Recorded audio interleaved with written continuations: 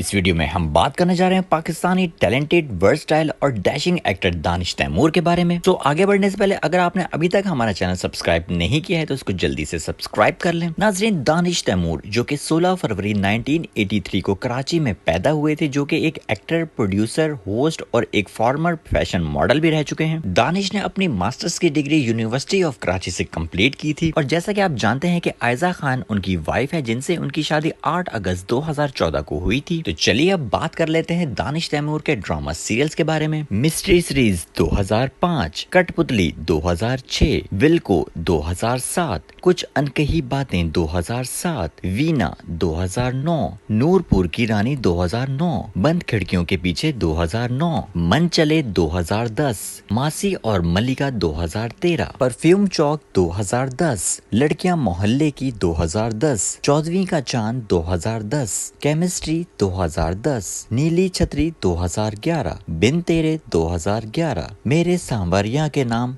2011, रोक लो आज की रात को 2011, लम्हा लम्हा जिंदगी 2011, मेरी बहन माया 2011-12, काश में तेरी बेटी ना होती 2011-12, कितनी गिराहें बाकी हैं 2011 से 2013, राजू रॉकेट 2013, रुसवाइयां 2013, रिहाई 2013, तेरे प्यार के भरोसे 2013, घायल 2013, सारी भूल तुम्हारी थी 2013, सन्नाटा 2013-2014,